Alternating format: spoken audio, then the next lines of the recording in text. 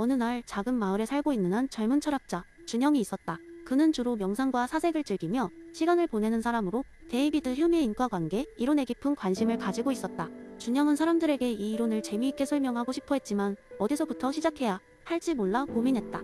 그러던 어느 날 마을의 축제가 다가왔고 준영은 이 기회를 이용해 주민들에게 인과관계에 대한 재미있는 예시를 보여주기로 결심했다.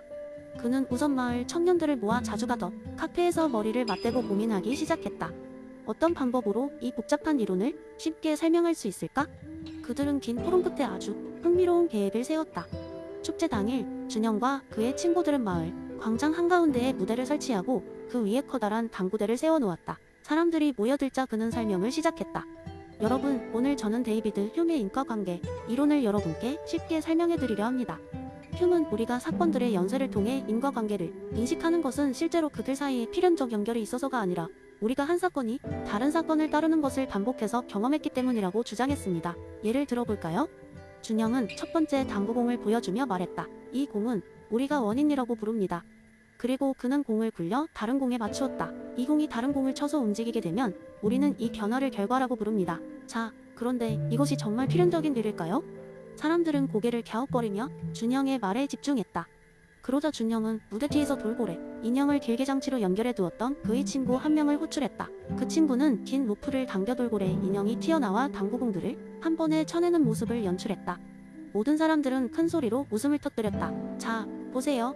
준영이 외쳤다. 우리는 첫 번째 공이 굴러 다른 공들을 칠 때 그 움직임이 필연적이라고 생각하기 쉽지만 사실은 이 돌고래 인형처럼 예기치 않은 요소들도 영향을 미칠 수 있습니다.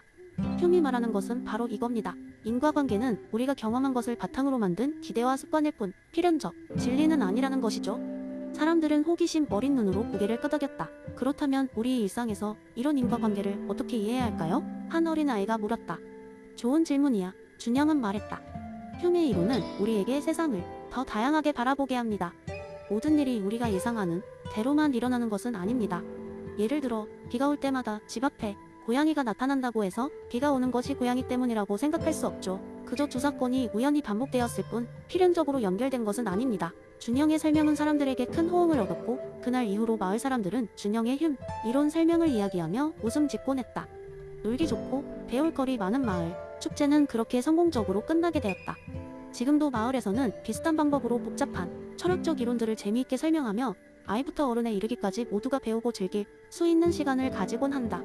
흉의 인과관계 이론은 이제 더 이상 어려운 철학적 개념이 아니라 일상 속에서 재미있고 의미있게 이해될 수 있는 이야기가 되었다.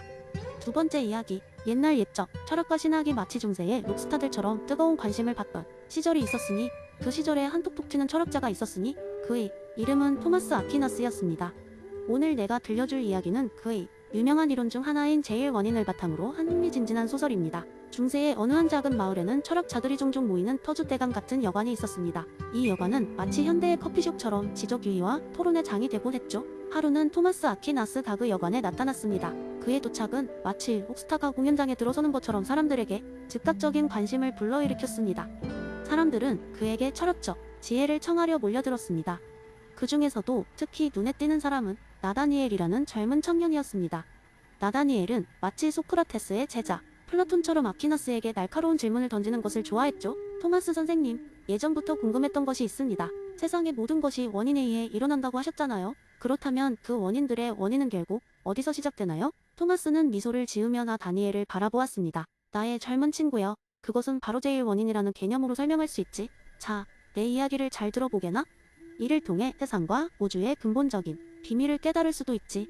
토마스는 이야기를 시작했습니다. 아주 오래전 이 세상 도태초의 순간이 있었네. 그때는 모든 것이 혼돈 상태였지. 그리고 그런 혼돈 속에서 어떤 힘이 모든 것을 질서로 바꾸기 시작했네. 그 힘이 바로 우리가 말하는 제일 원인인 거야. 그러니까 이렇게 생각해보게. 오늘 아침에 자네가 잠에서 깬 것도 어머니가 자네를 깨웠기 때문이잖아. 어머니는 시계를 보고 시간이 되었기 때문에 자네를 깨운 것이고 시계는 태양의 움직임에 따라 시간대를 지키고 있지. 이런 식으로 모든 것은 서로 연관되어 있는 거야. 하지만 이렇게 연관성을 따라 끝까지 가다 보면 반드시 시작점, 즉 제일 원인이 있어야 하네. 이 제일 원인이 없다면 모든 사건은 결국 무한히 되돌아가며 끝없이 반복될 테니까. 그렇다면 토마스 선생님, 제일 원인은 뭔가요?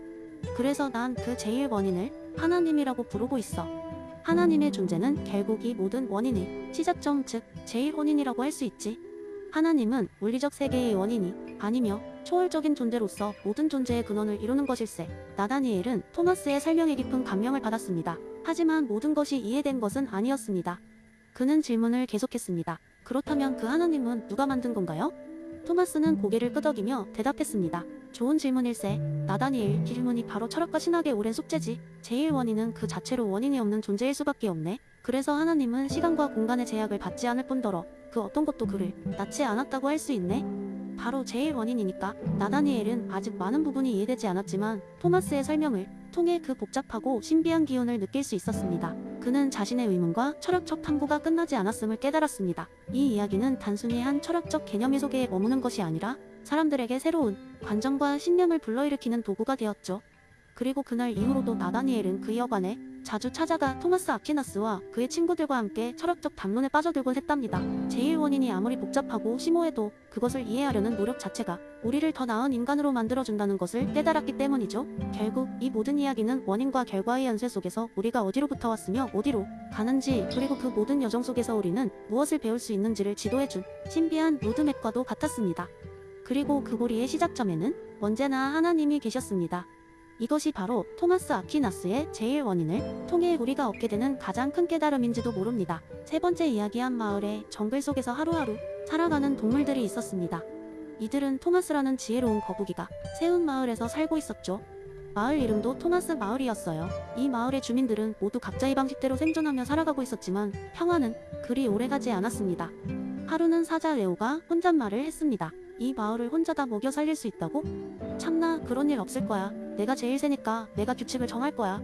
레오는 자신이 마을의 최고 권위자가 되어야 한다고 생각했죠. 그러자 호랑이 틸라가 말했습니다. 내가 없었다면 오늘 아침에 누구 잃어버렸을 줄 알아? 내 덕에 사냥에 나설 시간이나 있다는 걸 명심해. 레오와 틸라의 싸움은 결국 코끼리 신디와 늑대 로키까지 끌어들였습니다. 신디는 힘으로 평화를 지키려 했고 로키는 쥐어짜는 재치를 활용해 자신만이 규칙을 만들려 했죠. 이렇게 동물들 사이에 갈등이 계속되자 마을은 혼란 속에 빠졌습니다. 그러던 어느 날 토마스 거북이가 나섰습니다. 여러분, 이래서는 안 됩니다. 지금 우리는 다 같이 서로를 죽이겠다고 호언장담하지만 결국 우리 모두가 불행해질 뿐입니다. 저도 한때 고독하고 가난하며 불쾌하고 야만적이고 짧은 삶을 살았죠. 하지만 우리는 함께 나아갈 수 있어요. 무슨 방법이 있는데? 신디가 물었습니다. 토마스는 고개를 끄덕이며 대답했습니다. 우리 모두가 각자 일부 권리를 포기하고 하나의 규칙을 따르기로 약속하는 겁니다. 우리가 이 규칙을 따르기로 하면 더 큰 권력을 지닌 누군가가 우리의 안전과 평화를 지킬 거예요. 이게 바로 사회계약입니다. 우리를 지켜줄 큰 권력은 누구인가요?